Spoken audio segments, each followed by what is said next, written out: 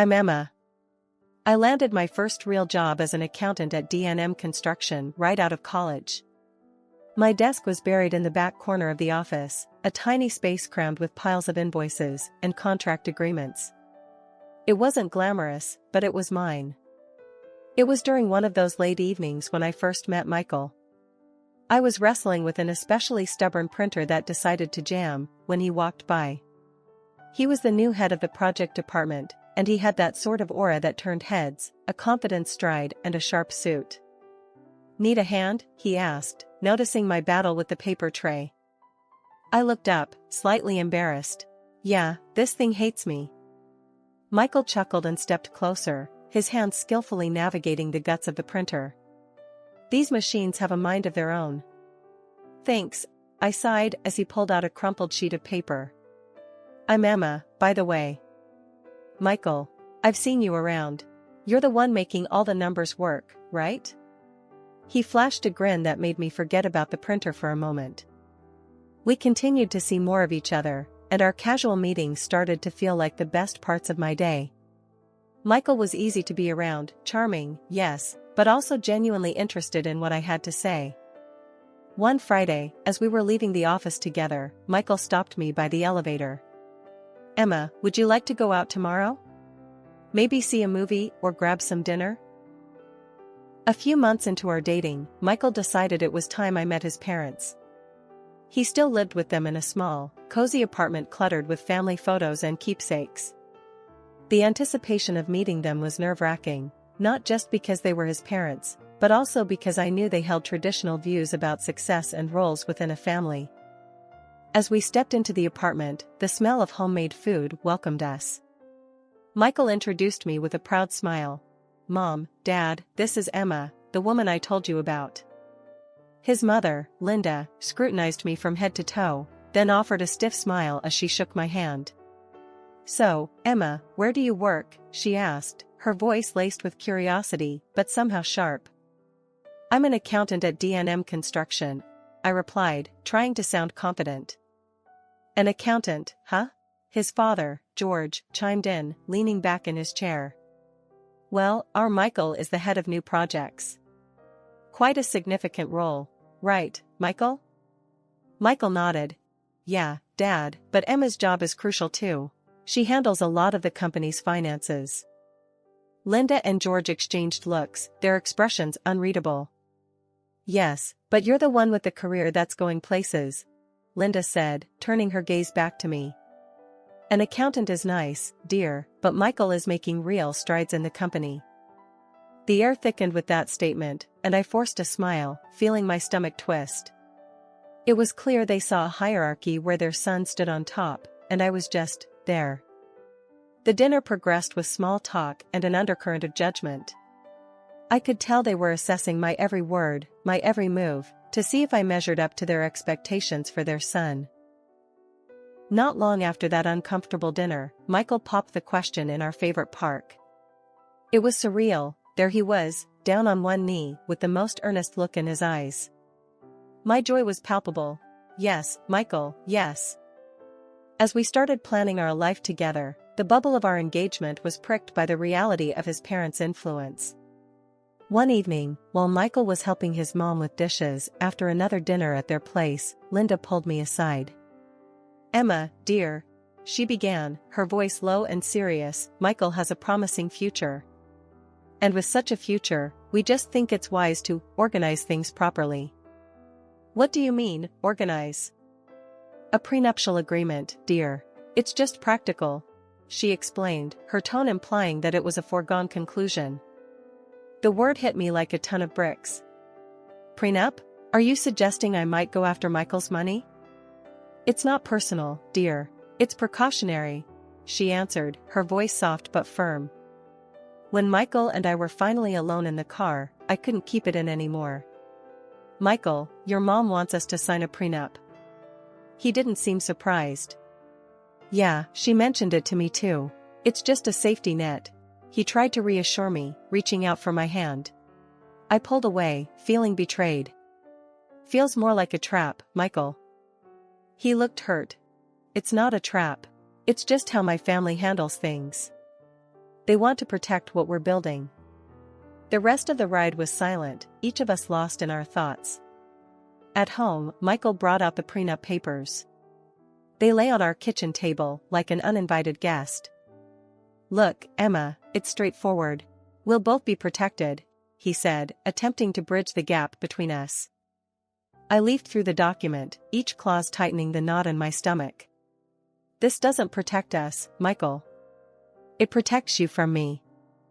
We can change anything you're not comfortable with," he offered, but his voice lacked conviction. We spent the next few hours going over every line, negotiating terms that felt less like a betrayal. It was tough, arguing over hypotheticals that felt like they could tear us apart. But by the end of the night, we forged something that looked less like his parents' will and more like a mutual agreement. Adjusting to married life in our little rented apartment came with its own set of joys and challenges. At first, everything felt new and exciting, even the mundane tasks of setting up home and figuring out who does what. Michael and I fell into a comfortable routine, filled with small celebrations of our new life together. At work, I kept on with my accounting duties, just another face among many in a large company. But things started to shift when, a year into our marriage, my boss, Mr. Thompson, called me into his office. He was a man of few words, and even fewer smiles. "Emma, you've been pulling some impressive numbers. I see potential in you," he said, his voice gruff, but not unkind. I was taken aback, unsure of what this meant. "Thank you, Mr. Thompson. I appreciate your confidence in me." "It's not just confidence," he continued, shuffling papers on his desk as if looking for evidence of my hard work. "It's fact. I'm promoting you to chief accountant." The promotion came as a shock, but it was a welcome one. I couldn't wait to share the news with Michael, thinking he'd be thrilled. When I told him over dinner, his reaction was mixed, a smile, yes, but there was a hesitation in his eyes. "That's great, babe. Really? Chief accountant, huh?" he said, trying to keep his voice upbeat. "Yeah, can you believe it?" I replied, excitement bubbling in my chest. Sure. It's just, you'll be making more now, right? A lot more than me," he added, his tone shifting slightly. I reached across the table, squeezing his hand. "Hey, this is good for us, for our future. It's our success, not just mine." Michael nodded, but his smile didn't quite reach his eyes. "Yeah, of course. Just don't go bragging to my folks, okay? They still think I'm the high flyer in the family." I agreed, not wanting to cause any family tensions. "Your secret's safe with me," I assured him with a light laugh, trying to keep the atmosphere easy. But as the months rolled by and my responsibilities increased, so did the gap between Michael's perception of our careers and the reality. Another year passed, and another promotion landed on my lap, this time to financial director. The gap in our incomes widened, and Michael's jokes about my rich wife became more frequent, each one stinging a bit more than the last. One evening, I overheard Michael on the phone with his mother. No, Emma's just the same, still crunching numbers. Yeah, she likes it well enough." I stood frozen outside the room, the words hitting harder than expected. He hadn't told them about either of my promotions. I confronted him about it later that night. "Why haven't you told your parents about my job? About how well I'm doing?" I asked, feeling both hurt and angry. Michael sighed, rubbing the back of his neck. "Look, Emma, it's complicated. Dad, he's got these old-fashioned ideas about success and who provides in the family." I knew he was right about his parents, but it didn't make the deception easier to swallow. "We're supposed to be a team, Michael. It feels like you're ashamed of what I've achieved." The conversation lingered in the air, unresolved. We were a team, but at that moment, it felt like we were playing on different fields. I knew I had to be understanding, but part of me also needed Michael to step up and own our reality, not just the one his parents wanted to see. Living with Michael had its ups and downs, but what really started to wear on me was the financial strain caused by his parents' constant demands for money. Before we got married, Michael lived with them and took care of all their expenses. Now that we were on our own, I had hoped that would change, but old habits die hard. One evening, as I was sorting through our monthly bills, I noticed that the numbers just weren't adding up. We seemed to be bleeding money faster than I could account for. "Michael, we need to talk about our finances," I said as he walked in from work, looking tired. "What's up?" he asked, dropping his bag by the door and sinking into the couch with a sigh. "It's about the money going out every month. I'm paying all the bills and the rent, and it's starting to add up. Aren't you contributing to any of these?" I asked, trying to keep my tone even but feeling my frustration bubble. Michael rubbed his temples and sighed. "Look, I've been helping my folks out a lot lately. They've had some extra expenses, and, well, I can't just leave them hanging." "But that's all your money going to them. What about us? Our future?" I pressed, needing him to see the full picture. I know. It's just temporary. Things will stabilize," he reassured me, but his voice lacked conviction. "This temporary seems to be stretching indefinitely, Michael. Your mom even tells people that you're the one supporting me, and that's far from the truth," I countered, feeling the sting of each word. Michael looked away, the weight of the situation sinking in. "I'm sorry, Emma. I owe them a lot. They raised me, and it feels wrong to turn them away when they need help." "But at what cost? We can't even plan for anything because we don't know how much of your paycheck will go to your parents each month," I argued, my worry growing as I thought about our future. He didn't have an answer, just sat there looking as lost as I felt. The conversation was going nowhere, and it left a sour taste in my mouth. The next time we visited his parents, the tension was palpable. His mother, Linda, made a point of mentioning how Michael had been their rock, hinting at how much he'd been helping them out. "We don't know what we'd do without Michael. He's been such a support, not just emotionally but financially too," she said, glancing my way with a sharp smile. As days turned into weeks with no change, I began to wonder if we'd ever find our way out of this mess, or if the weight of his obligations to his parents would always overshadow our plans and dreams. As time marched on, the idea of buying our own place started to seem more like a necessity than a luxury. I broached the subject with Michael one night while we were cleaning up after dinner. "Michael, I've been thinking," I started, wiping down the counter. "Maybe it's time we looked into buying a house. Renting is just throwing money away every month." Michael paused, drying a plate slowly. "A house, huh? Yeah, that sounds great, but do we have enough for a down payment?" "I've been saving up on the side.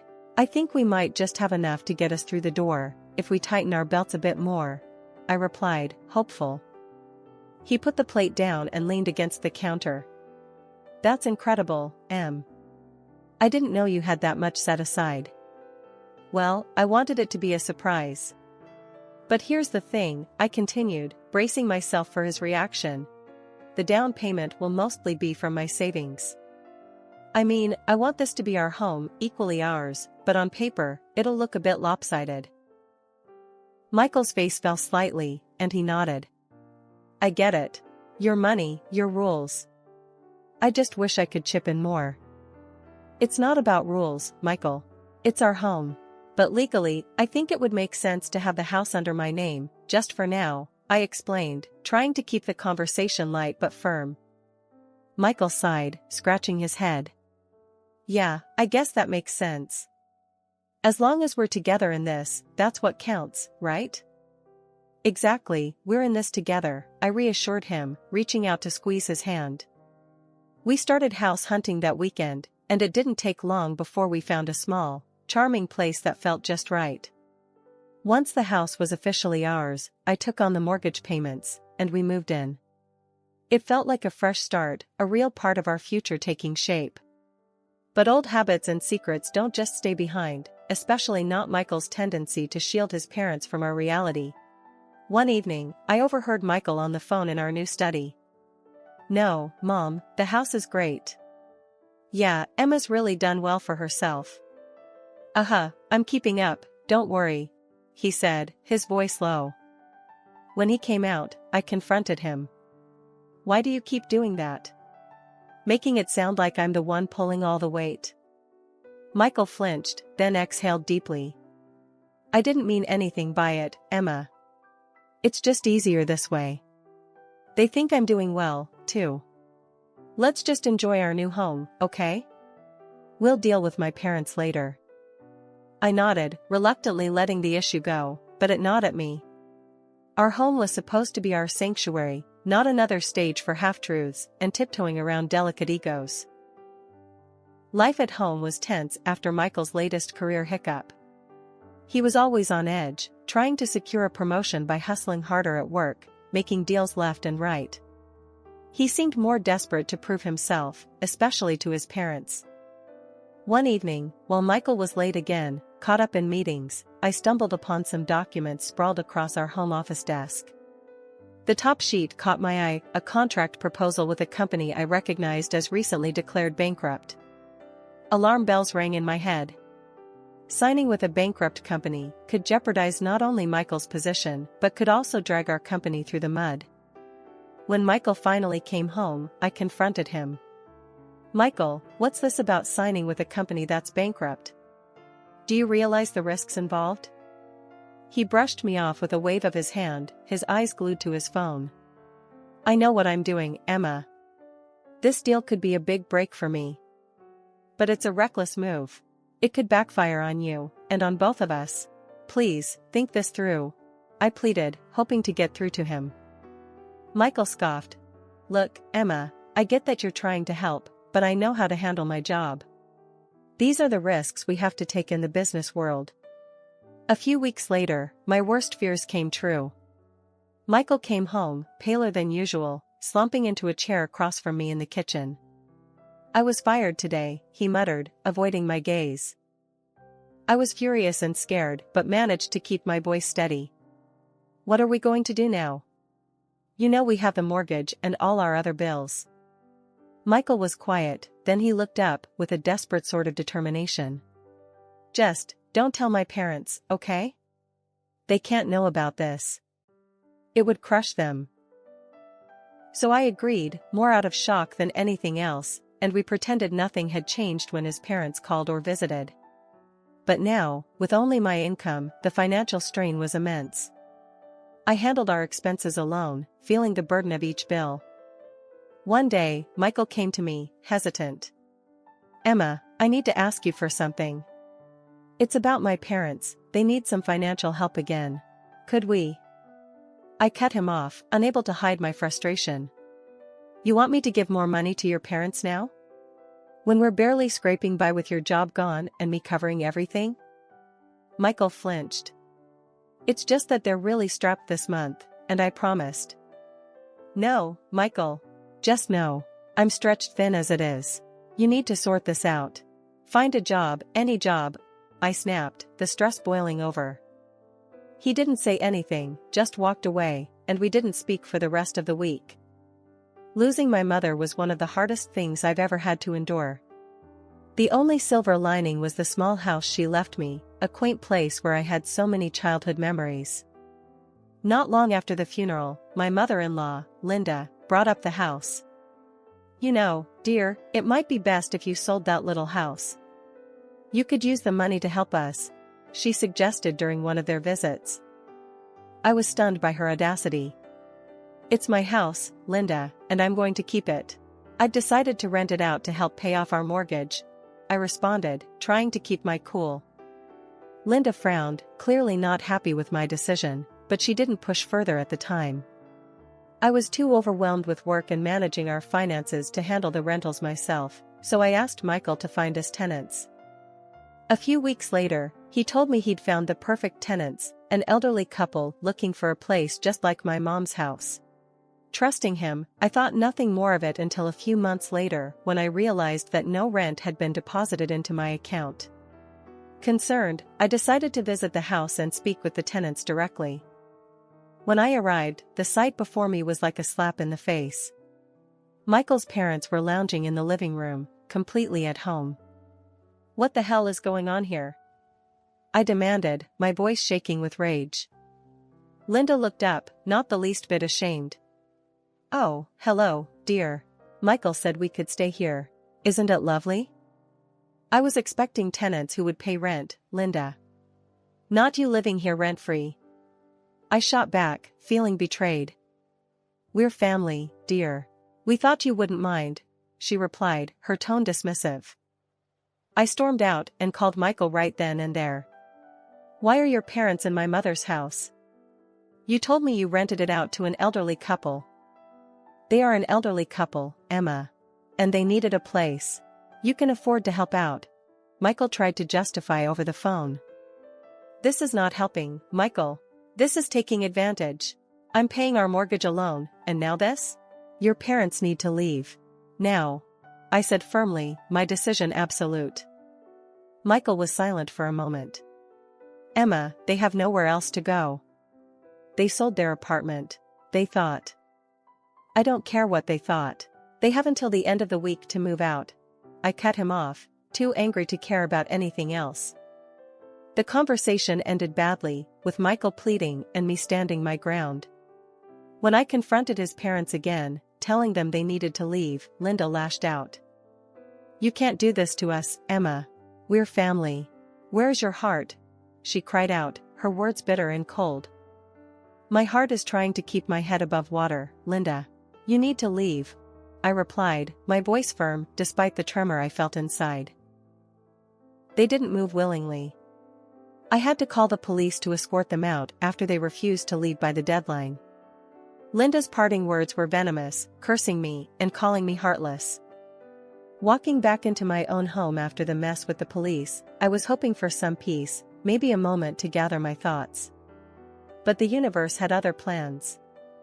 As soon as I opened the door, the first thing I heard was the murmurs from the living room, my mother-in-law's voice unmistakably sharp. I dropped my keys on the hall table and walked in to find Linda and George sitting there, coffee in hand, chatting with Michael. Their expressions turned, fixing me with looks that ranged from accusatory to outright hostile.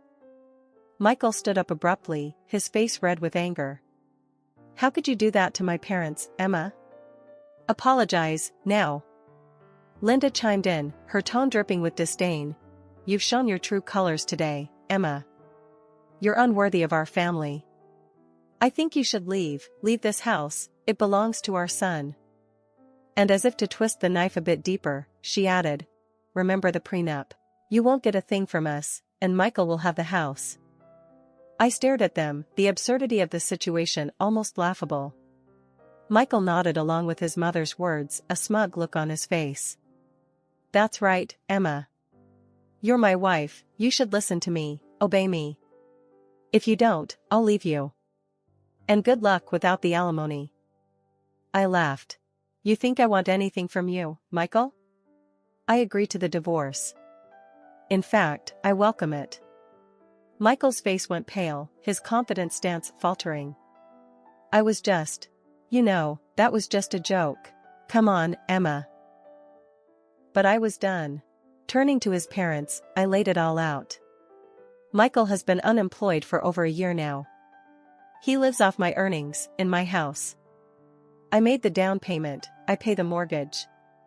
Legally and otherwise, this house is mine. The color drained from Linda's face as she turned to Michael, who could only lower his head in shame, muttering, It's true. I want all of you out of my house. Now. And don't come back, I said, my voice steady but my whole body shaking with the intensity of the moment. They were indignant, of course. Linda started to argue, but I was firm. Leave now, or I call the police again. I heard Linda demanding Michael pay for a hotel, his quiet, defeated voice responding. I don't have any money, Mom. Once they were gone, the weight of the confrontation hit me. I turned to Michael, who still seemed stunned by how things had turned out. You should leave too, Michael. I'll send your things.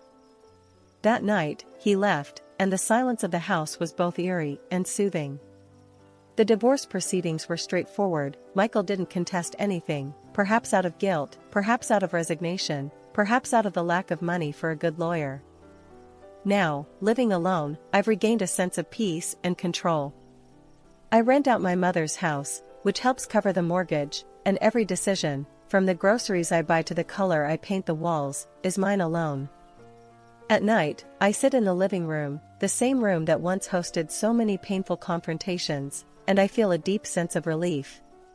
I'm free. Free from the deceit, free from the control, and most importantly, free to build my life the way I see fit.